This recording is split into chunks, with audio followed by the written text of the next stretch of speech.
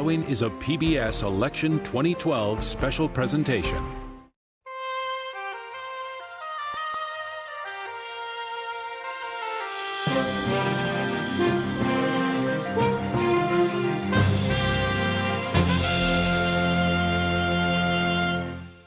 The findings are blunt. Climate change is happening. In the last election, few seemed to doubt that climate change was real. Climate change poses a growing danger. The risks of climate change are real. But since then, a successful campaign has been waged to introduce doubt about the science. This massive global conspiracy to make a certain case. If you pay scientists enough money, they'll find what you want them to find. They are cooking the data. Scientific malpractice. Do you think the science is being hyped on global warming? Oh, very definitely, yes. Correspondent John Hockenberry investigates. The politics have gotten to the point where people just don't want to listen to science. How did it happen? And who's behind it? Tonight, Climate of Doubt.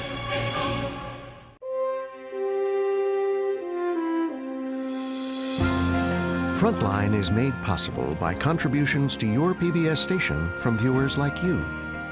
Thank you. And by the Corporation for Public Broadcasting. Major funding is provided by the John D. and Catherine T. MacArthur Foundation, committed to building a more just, verdant, and peaceful world. Additional funding is provided by the Park Foundation, dedicated to heightening public awareness of critical issues. And by the Frontline Journalism Fund, with grants from Scott Nathan and Laura DeBonis, and Millicent Bell through the Millicent and Eugene Bell Foundation. Major funding for this program is provided by the Candida Fund.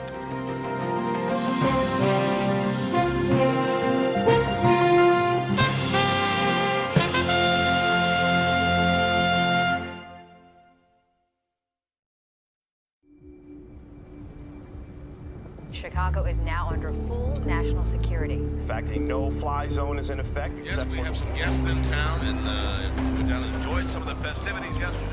And a number of world It was a big weekend in Chicago. Last spring, the president was in town, along with the leaders of NATO, to discuss threats to global security and nuclear proliferation. At a huge convention center, the eyes of the world were watching. But across town, in a small hotel ballroom, the fate of the world was also on the agenda. Everything will be revealed at the second. The eyes of the world might have missed this gathering. For your Al Gore snow job. The message here is that man-made global climate change is a myth, a hoax. This conference is an annual pilgrimage for the key skeptics. We came here to understand how they have made their views a mainstream fact of American politics.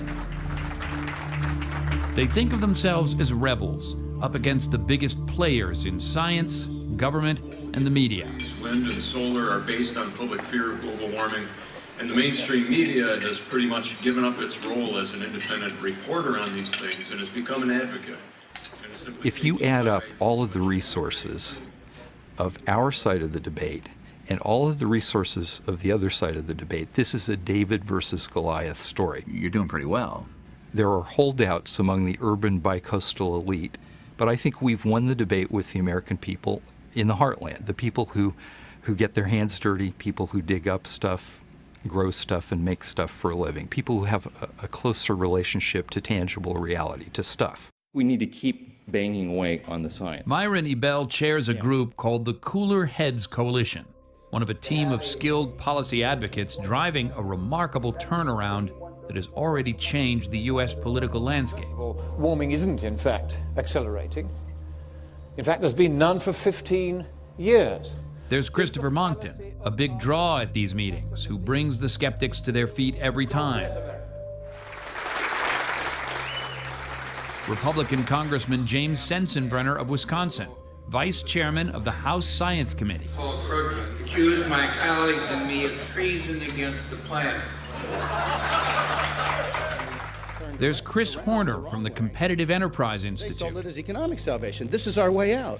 And James Taylor, Senior Fellow at the Heartland Institute, organizer of this gathering. The debate, indeed, is over. In the years prior to 2007, the 2008 elections, We actually heard from many folks that we should tone it down on global warming. We should not talk about the issue because the court of public opinion had already decided, and we were on the losing end. But we believe that if we present the case to the American people and it resonates, if they get it, then that's going to work its way up the political stepladder. You've really changed the game on global warming. Oh, I certainly hope so. These political messengers rely on a small group of outspoken scientific contrarians, like climatologist Pat Michaels of the libertarian Cato Institute. Every paragraph can be contended. Willie Soon is an astrophysicist who studies the sun and stars. It's like you just found a mechanism to transport anything from the tropics to the Arctic. They cannot fit northern hemisphere and southern hemisphere. And Fred Singer, the veteran scientist at these proceedings, he's a retired physicist once responsible for government weather satellites, who tells people the climate needs no help from worried humans. Adjustable parameters. Climate, to me, has become a non-issue. It's a phantom issue. There's nothing wrong with climate. It will change no matter what we do. It'll get colder, it'll get warmer. We just have to wait a little. Singer says he's dedicated to explaining his theories about global warming. What keeps you going? What's your motivation? Basically, I like to see good science being done and protected. I think I'm fighting here for scientific truth. That's important to me. Do you think the science is being hyped on global warming? Oh, very definitely, yes. Armed with that conviction, this team of skilled political messengers and contrarians has certainly changed the game. In just 4 years, the number of Americans who agree global warming is man-made has dropped to about half. We should get these books, I think. I agree. It's a message that is inspiring a new generation of skeptics. I would like to really listen to these scientists who came and talk and have dedicated their lives to debunking this fallacy, so to speak. Once upon a time, what these people call a fallacy had another name: the truth. You've heard of off the charts. Within less than 50 years, it'll be here. The so-called skeptics... In 2006, the film An Inconvenient Truth told a disturbing story and galvanized public awareness about the climate. And now to a new report on global warming from a prestigious panel of scientists convened by the UN. There's a new grim report out today from This comprehensive report in 2007 took it to another level. Scientists from 30 nations concluded that global warming is unequivocal and that human activity is mostly the cause. Countries went over it. It is the definitive report on global warming, and it's frightening. I call upon the Peace Prize laureate for 2007, Al Gore, to... The UN scientists and former Vice President Al Gore would share the Nobel Peace Prize. The cause had a consensus and a credible leader. The skeptics would take on both. I think Al Gore was probably the best thing that could happen to global warming skeptics. From my perspective, Al Gore was the perfect proponent and leader of the global warming alarmists because he's very politically divisive and controversial. I think it was his tone and manner. He did at a certain point come across as holier than thou, and that's another thing about Americans. They're not really big on holier than thou. Personalizing the attacks was part of an approach that was immediately embraced and amplified by friendly media. That is the former vice president getting off that plane into a town car, by the way, not a hybrid.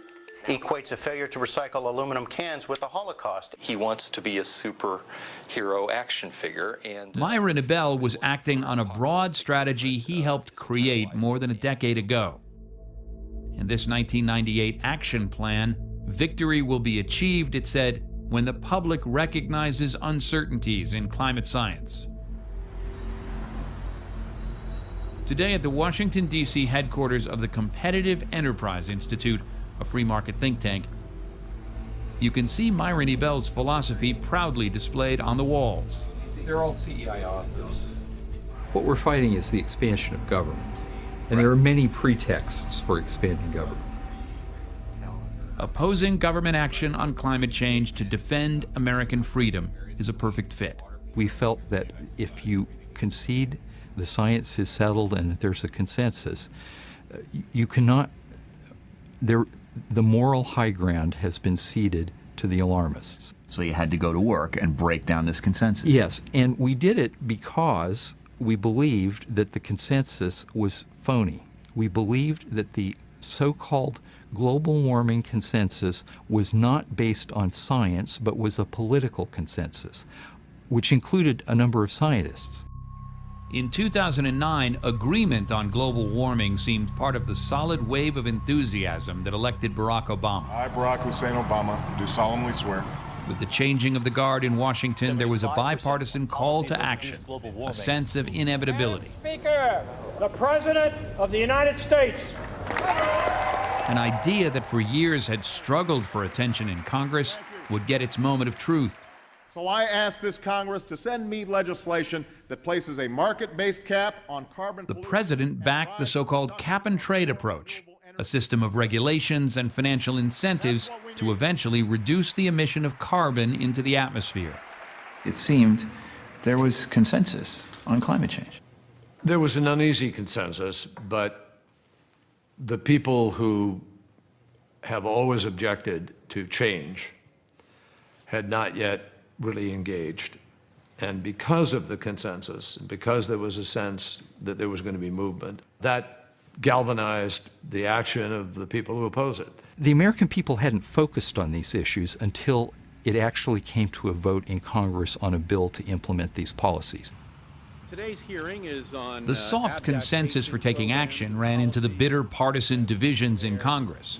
Congressional hearings on cap and trade would become a stage where opposing views would get equal time. Professor Schrag, you just heard what Dr. Michael said. Pro-cap and trade lawmakers would call leading climate scientists and policymakers to make the argument for action now. It's very clear from that estimate that in fact we're in for bigger trouble. One of the things that we've already seen is many observed changes in the climate. Global climate change is a serious threat to our national security. The skeptics had their own witnesses. They testified that nothing was settled and that global warming might actually be good for the planet. It's necessary. Say that again. Carbon dioxide is what? It's plant food. It's plant food. Yeah. The testimony of the skeptics argued for a timeout. There was enough uncertainty, they said, to justify delay. The right response to the non-problem of global warming, first slide please, is to have the courage to do nothing. But the fear of catastrophic man-made global warming is mistaken. This demonstration shows that the oft-repeated mantra in Washington, quote, "the science is settled," is not true at all. If climate change is skeptics had found a seat at the table, but the scientific consensus still had the momentum. When cap and trade came up for a vote in the House in 2009, it passed, with 8 Republicans on board. The bill is passed. The Waxman-Markey cap and trade bill passed the House very narrowly, 219 to 212. The members of the Senate, who were going to take it up in July, went home for the 4th of July recess. And they got an earful from their constituents. You don't trust me? Some of your other votes, such as cap and trade. We are not for more government. The Tea Party saw a frightening expansion of government in the health care plan and the push for cap and trade. Section 9, you're a traitor. You betrayed the nation, you betrayed the state. The people of this country were really not concerned one way or the other on this issue until the economy started going south in 2008. Was that an opportunity to push back on climate change, the recession? It sure was. I'm Tim Phillips, president of Americans for Prosperity. We're here in Billings, Montana. What part did you play? We certainly did TV ads, radio ads, social media. We did rallies, events. We launched something we called Hot Air. And we're sending the message to Senator Baucus and Senator Tester to vote no on this job-killing, tax-increasing cap and trade. We got a hot air balloon, put a banner on the side of it that said cap and trade means higher taxes, lost jobs, less freedom. And we went all over the country doing events and stirring up grassroots anger and frustration, concern. Cap and trade will slow the economy and cost American jobs. Americans for Prosperity's well-financed campaign was an aggressive one. Ads that went after cap-and-trade policy. America can't afford the cap-and-trade tax. And said the science was a hoax. Congress should stop wasting our money and focus on real problems. Isn't it time Congress listened to the rest of us? In the Tea Party's anti-tax, anti-big government message, you could now hear the skeptic mantra attacking climate science and cap-and-trade. And taxing America to death and our children. At some Tea Party events, global warming skeptics were a big draw. Gives me great pleasure to welcome Lord Monkton. Introduced like a professional wrestler, Christopher Monkton is a former British journalist who admits he has no scientific qualifications. Now we are met on a great battlefield of a new civil war. But here, whipping up the crowd is his indisputable expertise. That in American speak, you have a word for global warming. Can someone tell me what it is? Altogether, global warming is... Events like these fertilized the growing public doubt about climate change that was beginning to register with senators. With widespread anxiety over a shrinking economy, cap-and-trade was tabled in the Senate. The momentum towards action on global warming was vanishing. I often say, if you ever wonder as an activist on our side, are you making a difference? Just look at cap-and-trade. January of '09, you had a president with 60 votes in the Senate, then Speaker Pelosi with a 50-plus seat majority, and cap-and-trade was at the top of their agenda.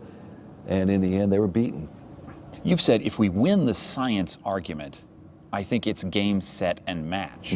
Why do you want to win the science argument?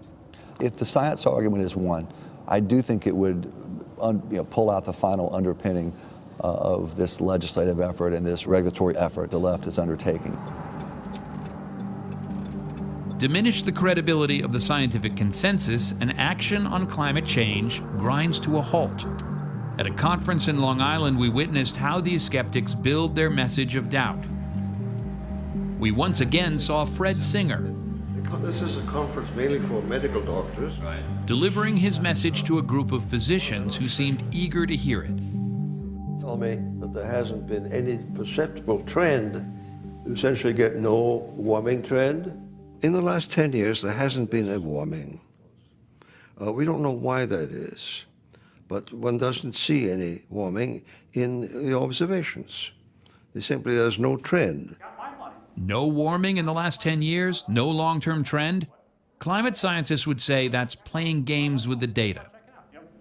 You can, if you want, very carefully select the endpoints of your time series, the starting month and the ending month. And you can come up with, maybe you can come up with something that shows no warming. In a sense, what Dessler is saying is that you can do this at home. On a complex chart, depending on the beginning points X and ending points Y, you can select the trend line that does indeed show temperature going down. Could I pick 10 years of world history and show a climate cooling? Oh, you could totally do that. In fact, you could take the entire climate history that we have in the instrumental record and you could find cooling trends every 10 years. Cooling trends between 1958 and 1969. 1969 and 1978, 1978 and 1987, and so on. Scientists have a name for this. They call it going down the up escalator. You pick the endpoints, and you could find any particular year as part of a cooling year. But actually, the whole thing has been moving up. If you look at all of the data, it's quite clear that the warming is continuing. So the 2000s was the warmest decade on record. The 1990s was the warmest decade before that, the 1980s before that, and most of us in the field of climate science expect, but we can't be sure, we expect that the 2010s will be warmer than the 2000s. Against the backdrop of all the pressure from skeptic groups, Congress ordered a comprehensive review of climate change research by the National Academy of Sciences. The findings came back even stronger on human-caused climate change, and a subsequent study showed 97% of active climate scientists agreed. What's settled here on climate change? Virtually every place on Earth is warming up, and people who've tried to go back and scrub the data, like is there a mistake with the way they're making these measurements, they've all concluded that no, the people who are doing this work at the key places around the world are agreeing with each other. What's the bottom line, though, on human-caused global warming? I raised my hand in a high school science class, and you're the teacher. Are humans causing the global warming we're seeing? What's your answer? Mostly, yeah. Scientists are trying to shoot it down all the time, and years and years and years, nobody's been able to. So at some point, you have to say, maybe it's right.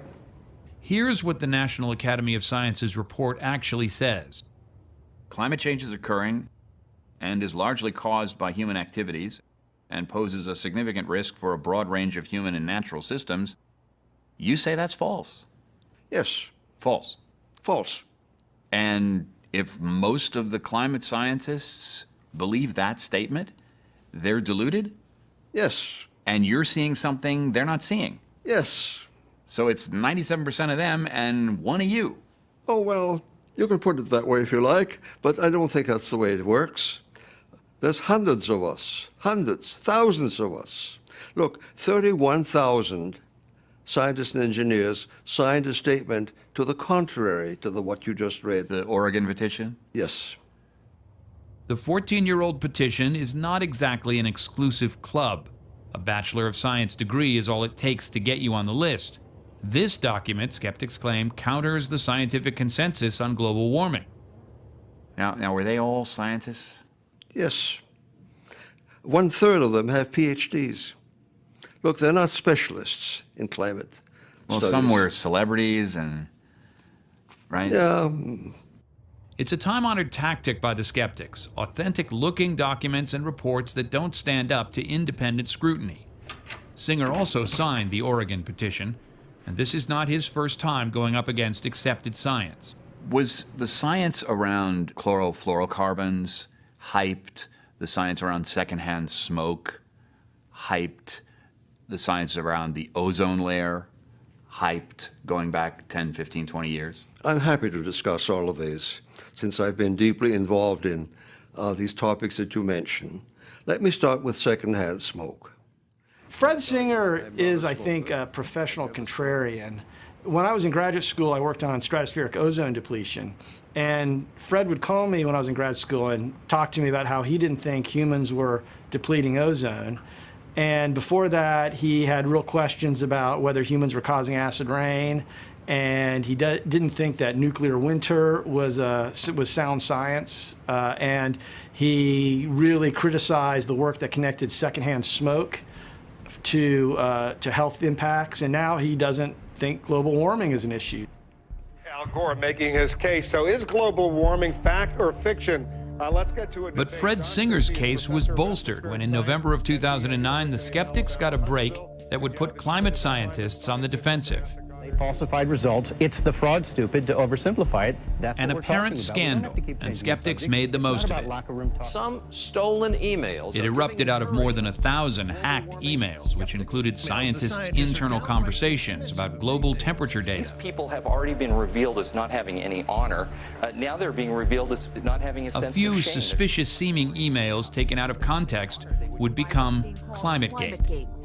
Even though 9 subsequent investigations would find no tampering with data, the impact of these emails would live on. Even the lady in the supermarket has heard of the ClimateGate emails that purport to show that scientists have fabricated data or manipulated data, and that the whole idea of global warming has been proven to be a hoax. That is completely ridiculous. Continuing to use those emails as evidence that global warming is not real is inaccurate.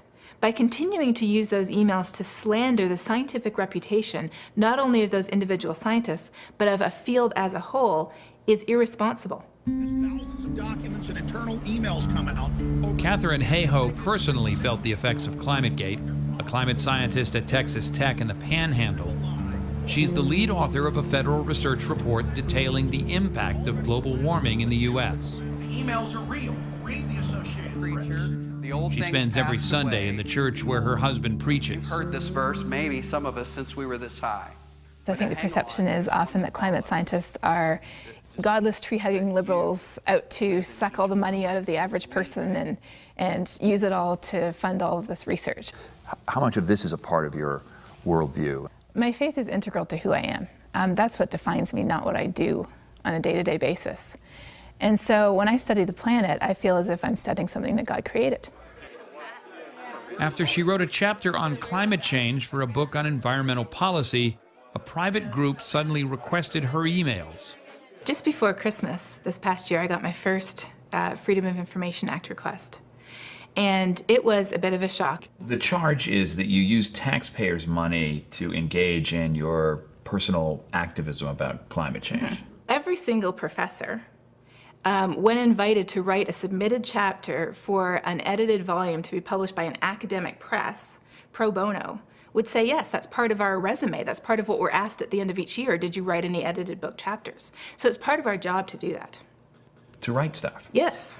American Tradition Institute, restoring science, accountability. The group requesting Katharine Hayhoe's emails is the American Tradition Institute. The argument behind the climate movement that didn't withstand scrutiny generally. Here is their chief lawyer, Chris Horner, who wrote the request. Chris Horner would not speak with Frontline on camera, but ATI told us they were just looking for insights into how scientists made their deliberations. Texas A&M scientist Andrew Dessler is an expert on how clouds relate to climate change. He became a target of the American Tradition Institute after one quote in a front-page New York Times article. Dessler received a legal request for emails the next morning. And I actually had the first quote in the story. And within hours of that story coming out, the university received a FOIA request for my email. The goal of this was to try to find something in the emails that would be used to embarrass climate science. They were just rolling the dice. It was completely random. They had no reason to think that there was anything improper, but they were hoping to hit the jackpot like they did with ClimateGate. As we began our reporting, ATI requested emails climate scientists might have sent to Frontline. You know, I don't let it stop me. I fully expect that after this program airs, I'll get another FOIA request for all of my emails with you. And, you know, I'll just deal with that. As a climate scientist, I think a lot about the future. It goes with the job. And I want to make sure that in 50 years or 100 years or 200 years, nobody can ever say we didn't warn them. This summer at the Washington, D.C. Defending the Dream Summit for the group Americans for Prosperity, they have their own warning. Beware the leftist agenda that they believe underlies the climate change movement. Reducing emissions is cover for reducing freedom, they say. And they have the means to carry their free market message anywhere in the U.S. This is our 6th annual Defending the American Dream Summit. We launched these in the fall of 2007. It's a great way to bring activists together from around the country to kind of bond to the organization. And also, it's good to have a bunch of free market conservatives in D.C. occasionally as well. How does free market conservatism relate to climate change and the scientific argument over... It doesn't to the scientific side. It very much so relates to the policies that the left pushes in the name of global warming. I mean, every once in a while, I'll make a statement about the science, but that's a tiny percentage of what we do and how we spend our money. Oh, you win on the policy, you win on the science. I think so. I do. This is a community of skeptics. At the AFP rally, I ran into Myron Ebell, a supportive attendee and a speaker. Why are you here? Well, these are the grassroots that, support our side. This is essentially a more organized form of a Tea Party group, right? A better funded. You've said, we've made great headway. What it means for candidates on the Republican side is if you buy into green energy or if you play footsie on this issue, you do so at your political peril. You do, absolutely. And that's a big change, and it is important.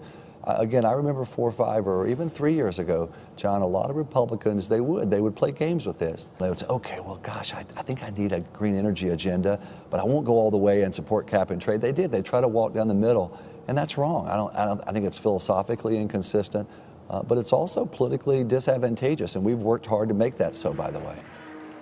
The left has had the edge as long as I can remember. They march out to the town square, whatever they're told to do, under the direction and coercion of the union leadership. One thing we've changed with AFP is we now have an army too. And we can do calls and emails and letters and rallies, events, and pressure. And I think that's made a big difference. Our side didn't have that 5 or 6 years ago on this issue. We do now. And I do think it's a new day for that reason. This new day has dramatically transformed the way lawmakers approach global warming on Capitol Hill. Suddenly, the news was who wasn't talking about it. Fred Upton, who is chairman of the House Energy and Commerce Committee, he's charged with writing regulations that would control climate change emissions. And when I asked him this question, do you think climate change is causing the Earth to become warmer? And he smiled, nice guy, and he said, I'm sorry, I'm just not going to answer that. And he turned around and went onto the House floor, where I can't, as a reporter, I'm not allowed to go. Coral Davenport reports on energy and environmental issues for the National Journal. For him to say, I don't want to talk about this, is that like the chairman of the Armed Services Committee saying, I don't want to talk about the Pentagon? Absolutely, yes. But I should say that does seem to be a change in Chairman Upton's views before he took on this leadership. Fred Upton was, has long been a moderate who's worked on these issues, who's reached across the aisle on these issues. Before he became chairman of the House Energy and Commerce Committee, on his website, he had the phrase that climate change is a problem. That was deleted after he became chairman of the House Energy Committee. So we're definitely seeing a shift on this. Chairman Upton declined Frontline's request for an interview. But the congressman wasn't the only one not talking. In 2011, the National Journal tried to poll all GOP lawmakers on climate change. I came up with the idea to ask every Republican member of Congress 3 simple questions about climate change. They're very simple. They're basically, do you think that climate change is causing the Earth to become warmer? Straightforward. How much, if any of that, do you think is attributable to human activity? And what's the appropriate government response? And normally, lawmakers love to answer questions. They love to opine. This was amazing. Members of Congress did not want to answer the question. In some cases, they just said straight up, I'm not going to answer that. In some cases, what was really amazing is they literally ran into an elevator and the elevator closed when I asked. With their majority in the House, GOP lawmakers took steps to keep the issue from coming up at all, including dissolving the official House Committee on Global Warming. Why did you reach out only to Republicans on this? It's rare to find a Democrat who will outright, flatly question or deny the basic scientific precepts of climate change. This new political environment has been an opportunity for lawmakers like Republican James Sensenbrenner of Wisconsin to claim they are the new mainstream view on global warming. Do you believe global warming is caused by the activity of human beings? Partially, but not completely. Percentage? Can't predict that. 30%, 50%? Well, I know it's not 0 and I know it's not 100. I can't tell you what number it is in between. If 97% of scientists say it is mostly or significantly caused by human activity, what do you say to that? They are entitled to their opinion, but they are going to have... Do you think this will ever be settled scientifically if 97% consensus doesn't settle it for you? Well, I think that it's up to the scientists and their supporters to convince the public that this is the right thing to do. And the supporters of that side of the argument in the Congress have been a huge flop. I visited one of the key Democrats on this issue, Massachusetts Senator John Kerry. What had happened to all the momentum of 4 years ago?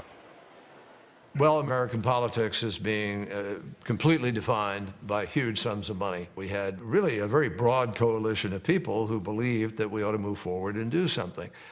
But as the campaign of fear built up, people began to retreat. They spent huge sums of money in a campaign of major disinformation that had an impact, had a profound impact. And it has now made many people in public life very gun-shy because they're afraid of having those amounts of money spent against them. This is what they fear. What happened in 2010 to 6-term South Carolina Congressman Bob Inglis, a Republican who once thought he was a safe incumbent in his solidly red state. You know, I'm a pretty conservative fella. I got a 93 American Conservative Union rating, 100% Christian Coalition, 100% National Right to Life, A with the NRA, 0 with the ADA, Americans for Democratic Action, a liberal group, and 23 by some mistake with the AFL-CIO. I demand a recount. I wanted a 0. But Inglis does accept the scientific consensus on global warming and favors legislation to curb the effects of CO2 in the atmosphere. He faced a Tea Party rebellion in his primary. I'm at a big tent gathering in Spartanburg County. Bunch of Republicans underneath a great big tent. Comes a question to me, yes or no, do you believe in human causation on climate change? Well, I had a bad habit of answering questions, so I said, yes. Boo, hiss comes the crowd. I just blasted out from underneath the tent.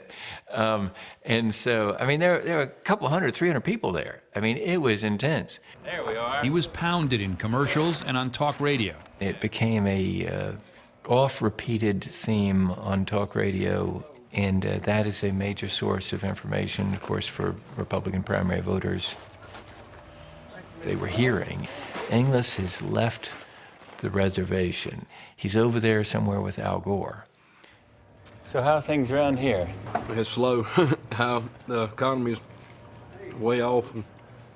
When you get the financial collapse going, that's what made it possible for some well-spent money to blow doubt into the science. Because, you know, the bankers failed us, the federal government's failing us, it's spending too much money, and these scientists who are funded by that federal government, they're probably in it too, and besides, they're godless liberals. Inglis was defeated. Bob Inglis was defeated in a Republican primary 79 to 21%. Now, how many times has an incumbent who isn't in prison or facing a prison sentence lost his own primary by 79 to 21%? This was overwhelming. But what's happened is... But the smile on your face suggests, man, we won one. Of course we won one. We're on the record. And our grandchildren, or great-grandchildren, are going to read. This climate hearing in the lame duck Congress was Inglis's last. Your child is sick. 98 doctors say treat him this way. 2 say no, this other is the way to go. I'll go with the 2.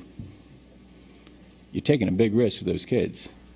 Thank you, Mr. Inglis. It was a very key factor in 10 to 15 congressional districts in the 2010 election where strong supporters of climate change legislation ended up being defeated. And there is nothing like a loss in an election to promote fear in the survivors. And that's exactly what happened in the United States Congress. Beyond Washington, in wave after wave, the skeptic tactic of fighting scientific warnings with doubt and delay was finding success. Tennessee passed a law allowing the views of climate change skeptics to be taught in schools. A Virginia state legislator cut the words sea level rise from an official request to study coastal communities, calling it a left-wing term.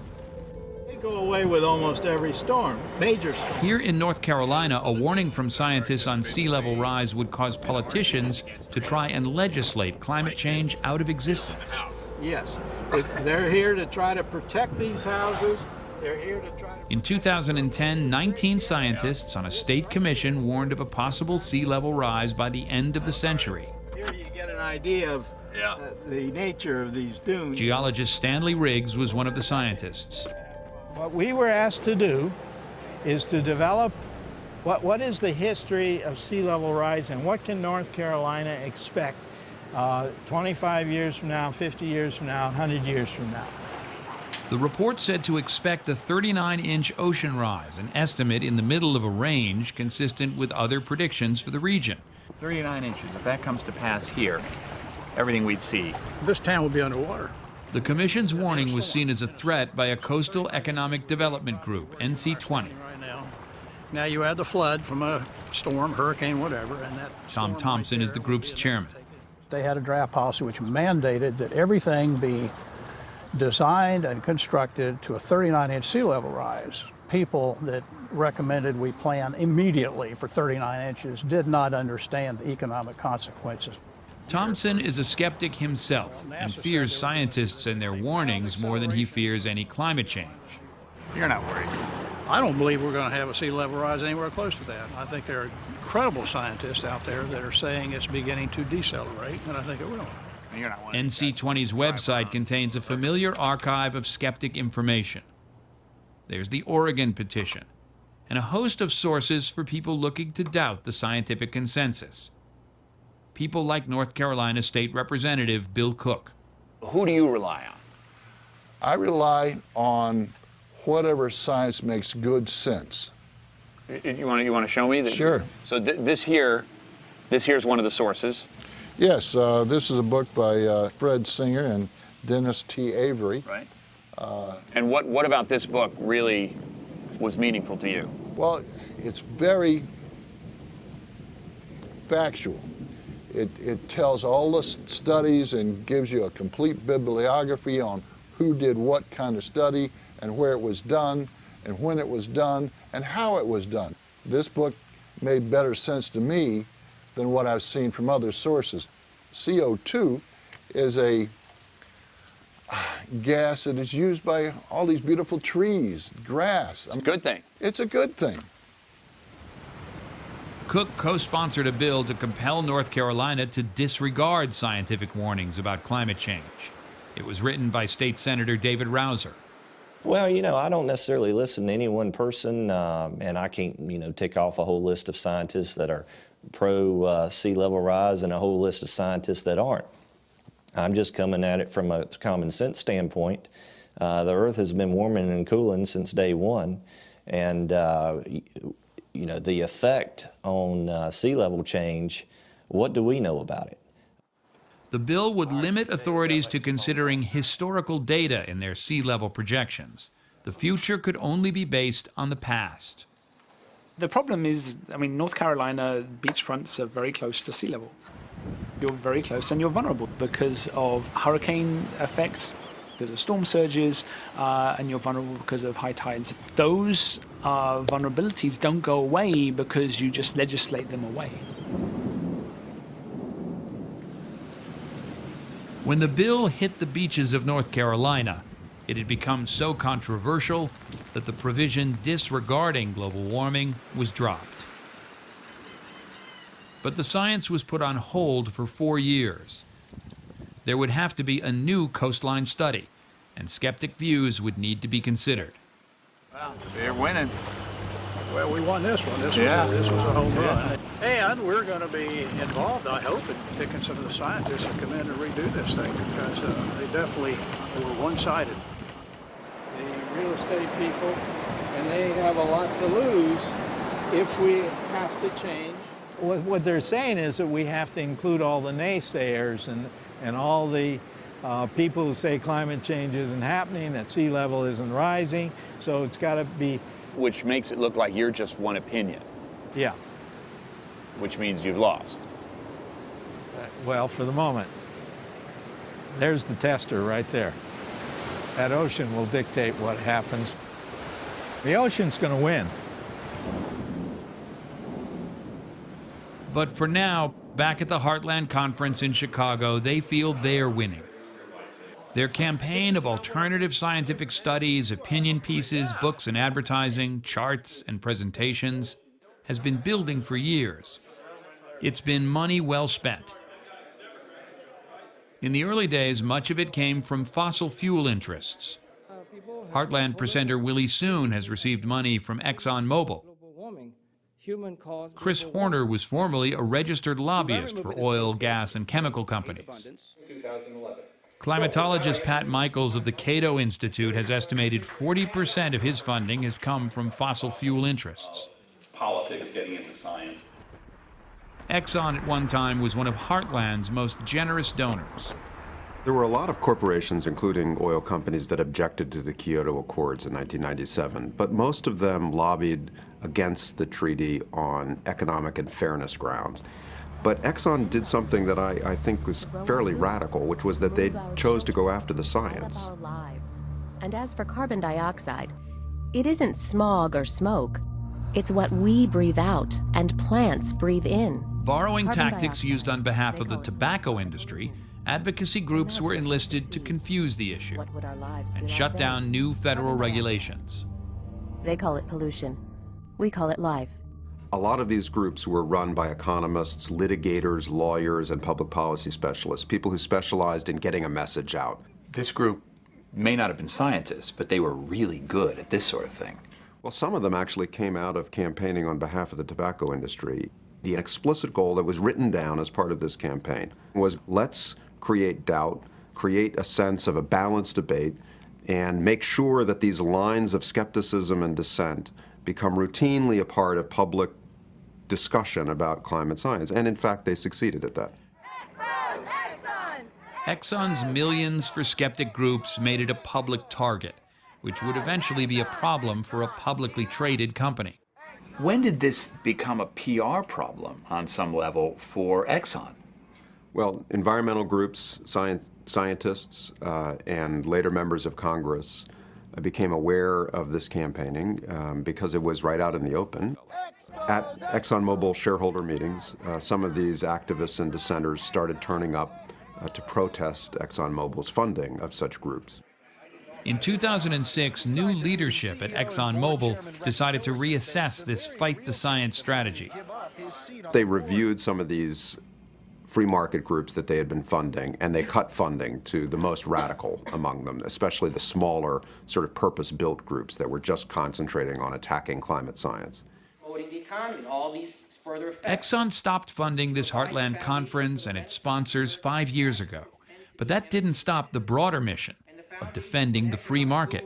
That would close the deficit and ultimately pay off the national debt. If dealing with global warming did not involve intervention in the economy, would Heartland Institute be involved in this?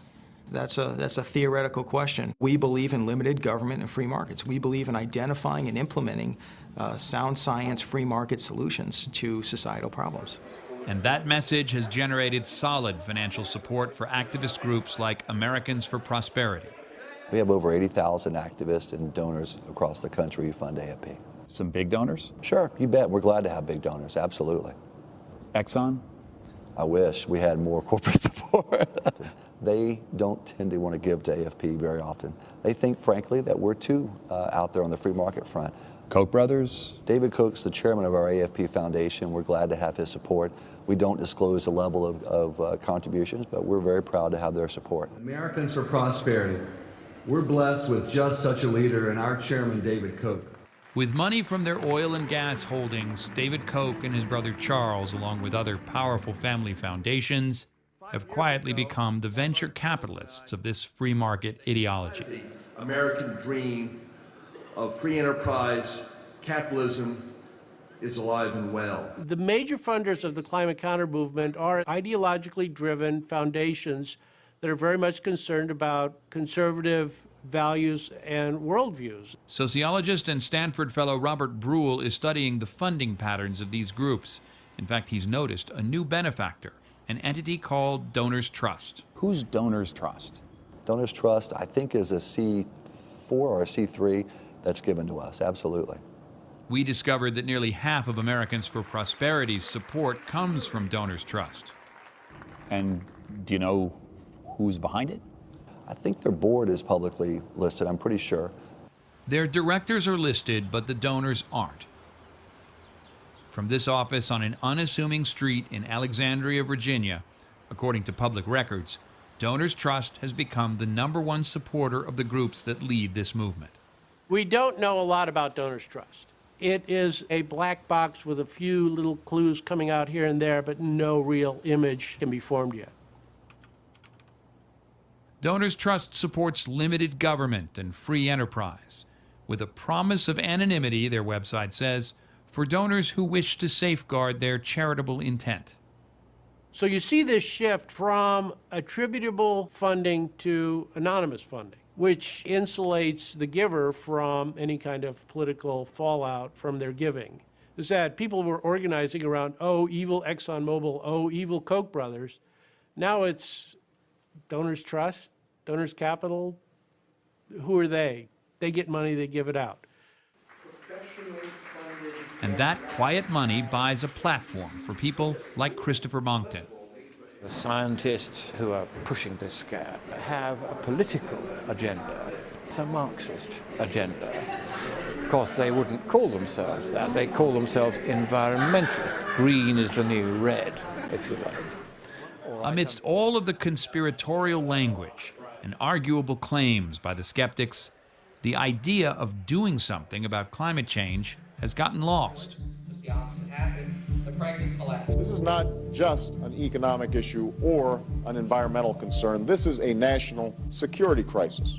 The national call to action from just 4 years ago has vanished. Global warming demand our urgent attention. I think the risks of climate change are real, and that you're seeing climate change. I think human activity is contributing to it. We don't always see eye to eye, do we, Newt? No, but we do agree our country must take action to address climate change. Why would you ever do a commercial with Nancy Pelosi? That was really stupid. Do you believe global warming, man-made global warming is real? I believe we don't know. We don't know what's causing climate change. There is no such thing as global warming. The science is not settled on this. Even for President Obama, action on climate change has been only a passing reference in a close election campaign. Climate change won't make it stop. These things won't make for a brighter future. That issue is not good for them right now. If you notice, the president doesn't talk much about it anymore. I've noticed. I mean, I've noticed that. Does that make you feel good? I think it says a lot about the effort, and I think it says a lot about Americans making a decision.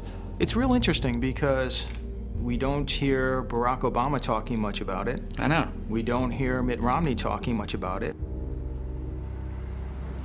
What if you're wrong? What if anybody is wrong in this debate? What if you're wrong? Then I'll have to say I'm sorry. I wish we could speed up our efforts to reverse the policies that we have supported here at CEI. Apologies or not, inaction has consequences. High temperature records broken by the 100. There is now no concerted national response to climate change. Worst wildfire season in Texas. And delay, the scientific community says, is what the planet simply can't afford. Climate change is coming. It means drought, it means fire, it means suffering. The entire climate is changing. It's affecting our energy, our water, our agriculture, and our health. Drought has forced it to drink from its last reserves. The amount of sea ice on the Arctic Ocean in 2012 was a record low. Monstrous heat wave. We'll all have to start getting used to this kind of thing. The problem with climate change is that I think to many Americans it has seemed like a threat not to living generations but to future generations. And with that uncertainty and with the economic climate that we are in, Americans have been unwilling to impose a tax on themselves in order to protect generations as yet unborn. It may be that over the next 10 or 15 years, Americans will reconsider the ideas that were propounded by these campaigners, that there's a lot of doubt about all of the tenets of this science, and follow a different kind of intuition, which is that this is here with us now.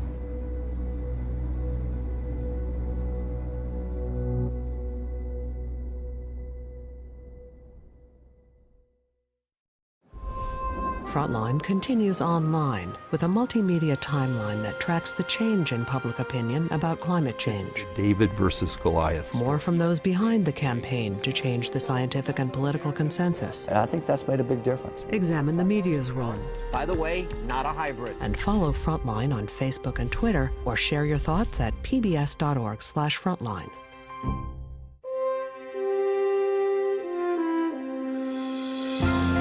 Frontline is made possible by contributions to your PBS station from viewers like you. Thank you. And by the Corporation for Public Broadcasting. Major funding is provided by the John D. and Catherine T. MacArthur Foundation, committed to building a more just, verdant, and peaceful world. Additional funding is provided by the Park Foundation, dedicated to heightening public awareness of critical issues. And by the Frontline Journalism Fund, with grants from Scott Nathan and Laura DeBonis, and Millicent Bell through the Millicent and Eugene Bell Foundation. Major funding for this program is provided by the Candida Fund.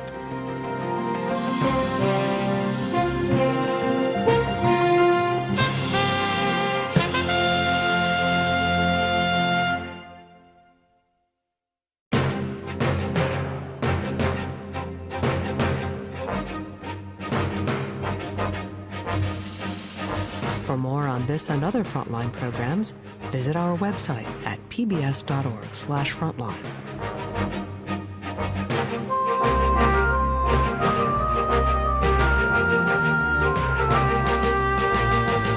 Frontline's Climate of Doubt is available on DVD.